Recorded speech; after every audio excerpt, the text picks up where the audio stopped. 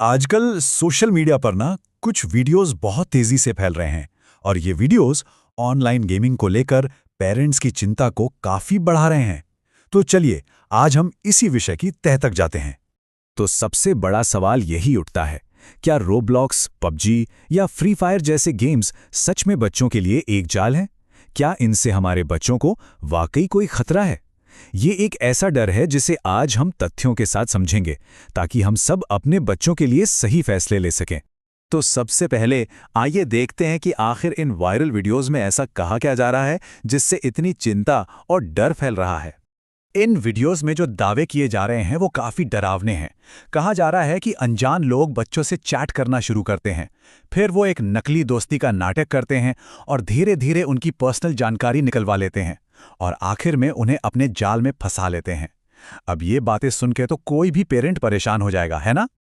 और इन दावों के बाद पेरेंट्स को एक सीधी सी सलाह दी जा रही है कि बच्चों की गेमिंग चार्ट बंद कर दो, उनके गेम्स को लगातार चेक करते रहो और किसी पर भी आंख बंद करके भरोसा मत करो। सुनने में तो ये सलाह बिल्कुल ठीक लगती है, पर एक मिनट रुकिए। सवाल ये है कि क्या ये डर और ये सलाह ही पूरी सच्चाई है या फिर कहानी का कोई दूसरा पहलू भी है जिसे शायद हम नजरअंदाज कर रहे हैं? तो चलिए अब आगे बढ़ते हैं और इस प्रचार और हकीकत के बीच के फर्क को समझते हैं। डर को थोड़ा साइड में रखते हैं और सच्चाई को देखते हैं।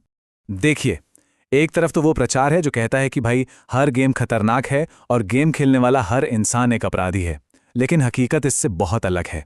हाँ, ऑनलाइन ग्रूमिंग एक असली खतरा है, ये सच है, इसमें कोई शक नहीं, पर इसका मतलब ये बिल्कुल नहीं है कि हर बच्चा इसका शिकार बन ही जाएगा।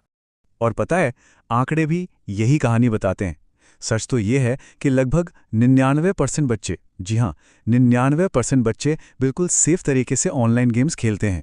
तो फिर सवाल उठता है कि असली प्रॉब्लम है क्या? प्रॉब्लम तब शुरू होती है जब कुछ चीज़ों की कमी हो जाती है।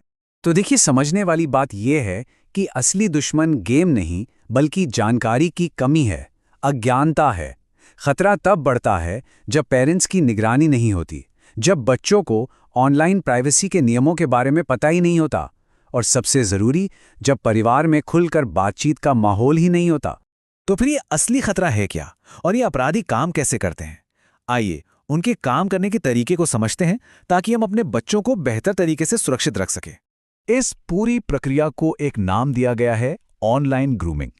इसका सीधा सा मतलब है जब कोई अपराधी किसी बच्चे का फायदा उठाने के लिए जानबूझकर उससे दोस्ती करता है, उसका विश्वास जीतता है और फिर एक इमोशनल रिश्ता बना लेता है। और ये जो प्रोसेस है ना, ये आमतौर पर 4 स्टेप्स में होता है। पहले वो दोस्त बनकर बात शुरू करते हैं, फिर धीरे धीरे विश्वास बनाते हैं।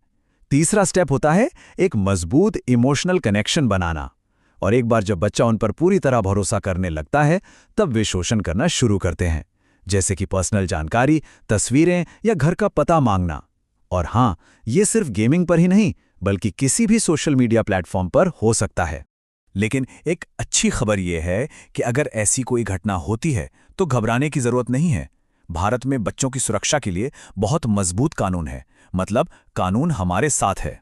भारत में कई सारे मजबूत कानून हैं जो बच्चों की रक्षा करते हैं, जैसे कि इंफॉर्मेशन टेक्नोलॉजी एक्ट है जो ऑनलाइन अपराधों को कवर करता है। फिर इंडियन पीनल कोड है जो धोखाधड़ी और पीछा करने से सुरक्षा देता है। और सबसे जरूरी पॉक्सो एक्ट जो बच्चों को यौन अपराधों से बचाने के लिए बनाया गया एक बहुत ही सख्त कानून है।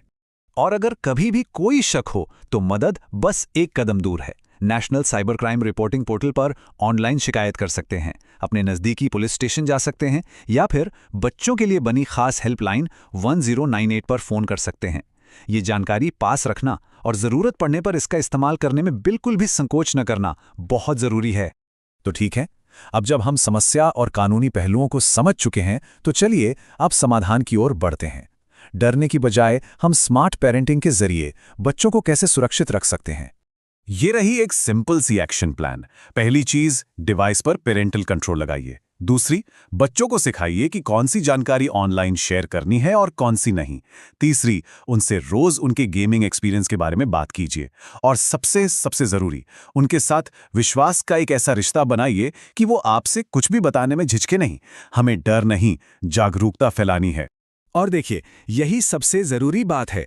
सिर्फ चैट बंद कर देना या गेम पर बैन लगा देना ये कोई सल्यूशन नहीं है, क्योंकि अगर बच्चा डर की वजह से चुप हो जाता है तो असल में खतरा और बढ़ जाता है।